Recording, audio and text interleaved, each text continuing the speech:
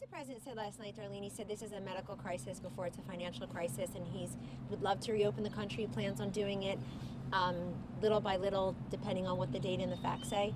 So that will remain true. He obviously is anxious to travel and get around and help the country reopen, but we're not there right now. We're surging supplies. We're getting more masks and ventilators in those where they need to be. The task force meeting is talking about the modeling, the flattening of the curve. We are listening to the governors constantly about what their needs are and what they're seeing in terms of their data.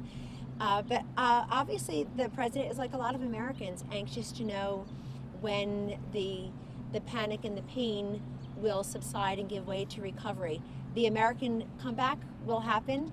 It's just a matter of time, and this president, until that can happen, he, and it looks like a majority of Congress, maybe all of them, through a voice vote, Hans, will go ahead and try to at least get that relief that they need. But obviously he's anxious, but anxious to get out into the country and meet with small business owners and industry and individuals. At the same time, he's pretty content here managing this crisis, and actually America's content with him. Poll after poll after poll show a majority of Americans, and many key crosstabs in those polls, approve of the job the president is doing in handling COVID-19. And this is, the president really never had, I was telling you yesterday, he never had 61% approval in Gallup on the economy, and you should have, you certainly deserved it. But I think it's because people say, well, I expect Donald Trump to get the economy going.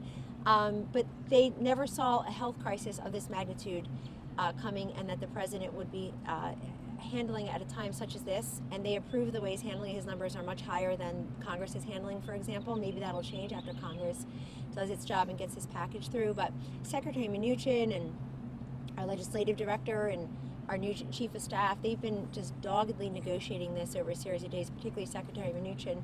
And America's about to see the result and about to get the check. The check is in the mail, literally. Kellyanne, yes, sir. And then, Kellyanne, do you think that Boeing is going to accept the U.S. having an equity stake in the company? You'd have to ask Boeing that. I don't know. Will they get a package or some type of relief?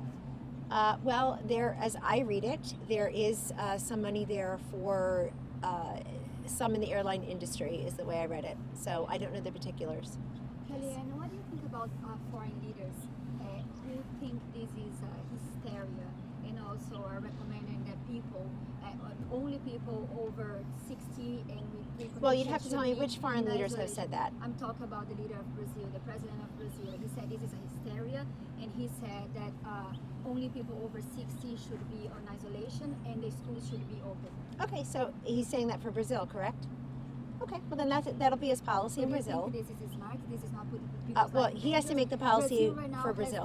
has the highest number in Latin America. Yeah, he has to Over make. 2,000 people. So President Bolsonaro has to make the decision for Brazil, and President Trump will continue to make the decision for the country, along with the governors. I mean, you've got governors making their own decisions. They're shutting down their states, or they're saying the schools are no longer going to be in session. So we are not, we have a democracy here, and we have states and territories in the District of Columbia that make their own decisions.